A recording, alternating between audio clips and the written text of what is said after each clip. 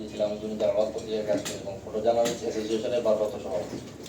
আসলে আপনার যোগদানের আগেও যারা এখানে সুপারিশ যোগদান করেছিলেন সবাই আসার পরে এরকম একটা সাংবাদিকদের নিয়ে একটা মত বিনিময় করেন। আমরা অনেকগুলো সিলেটের আইন শৃঙ্খলা পরিস্থিতি, বিশেষ করে জেলার আইন শৃঙ্খলার অনেক লিকেজ এবং এখানে আপনাদের কি কি করণীয় বিষয়ে আমরা সুন্দর মতামত উপস্থাপন করি, কিন্তু এর পরবর্তীতে আমরা খুব ভালো ফিডব্যাক পাই না, এটা আপনাকে সরাসরি আমরা বললাম।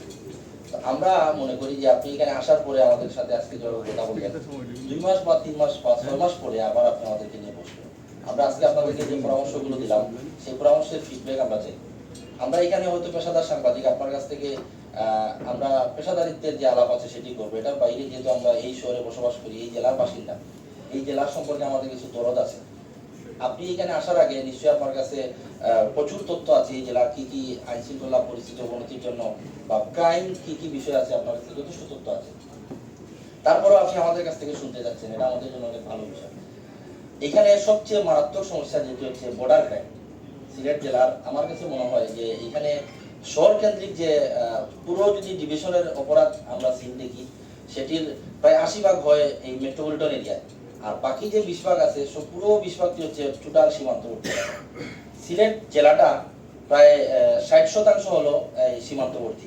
এই সীমান্তবর্তী এলাকা হয় এখানে সবচেয়ে বড় ক্রাইম যেটি হচ্ছে বর্ডার সিন্ডিকেট, যেখানে চোরাচালান অন্যতম একটি বড় একটা বিষয়। আরেকটা বিষয় হচ্ছে যে আপনি আপনার কাছে তথ্য থাকতে পারে, সিলেট থেকে কিছু শ্রমিকদের ভারতের বিভিন্ন রাজ্যে পাঠানো হয় বডি কন্ট্রাক্টের মাধ্যমে। এই বডি কন্ট্রাক্টে সীমান্তে আইন শৃঙ্খলা রক্ষাকারী বাহিনী, আমরা বিজিবি বলি বা পুলিশ বলি, তারা জড়িত এবং অপর দেশের বর্ডার যারা জড়িত আছে তারা জড়িত। আমি সাংবাদিকতার পাশাপাশি ভারতের ট্যুরিজম নিয়ে কাজ করি। আমার সেখানে দেখার সুযোগ হয়েছে প্রচুর বাংলাদেশি, বিশেষ করে সিলেটি যারা আছে নিম্ন আয়ের শ্রমিক, বিশেষ করে হাওড় অঞ্চলের মানুষ, তাদেরকে বডি কন্ট্রাক্টের মাধ্যমে ভারতের বিভিন্ন রাজ্যে শ্রমিক হিসাবে পাঠানো হয়। এরা আবার ওইখানে নির্বিলি তারা কাজ করে ভারতের বিভিন্ন রাজ্যে, আবার আসার সময় মাঝে মধ্যে আটক হয়।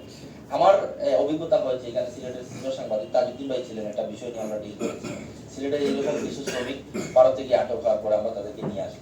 এই বিষয়টি আসলে অনেকের আড়ালে থেকে যায় যে আমরা সিলেট থেকে বর্ডার ক্রাইমে বিশেষ করে চিনি, পেঁয়াজ সহ কিছু মালামাল যেগুলা ভঙ্গার মাল যেগুলাকে বলি, এটার বাইরে শ্রমিকদের পাঠানো হয় বডি কন্ট্রাক্টের মাধ্যমে। এই বিষয়টি আপনি গুরুত্ব সহকারে দেখবেন। আরেকটি বিষয় হচ্ছে সিলেটে প্রচুর ভারতীয় নাগরিক আছে যারা সিলেটে জব করে, এটা নিশ্চয়ই আপনাদের কাছে তথ্য আছে। এই বিষয়টি যদি আমাদের সহযোগিতা চান আমরা আপনাদের সহযোগিতা করবো। এরা বৈধ না অবৈধ আছে এই বিষয়টি আসলে আরো বেশি তদারকি করা দরকার। আরেকটি বিষয় হচ্ছে আজকে আপনি প্রথম আমাদের সাথে এখানে আরো সহকর্মীরা কথা রাখবেন। আমি সংক্ষিপ্ত করলাম বক্তব্যটা এবং আপনার কাছে আশা রাখবো যে আমরা আজকে যে আপনাদেরকে যে পরামর্শগুলো দিলাম, এই পরামর্শের একজন পেশাদার এবং এই শহরের দায়িত্বশীল নাগরিক হিসাবে সাংবাদিকতার বাইরে আমরা আপনাদের কাছে ফিডব্যাক আশা করবো।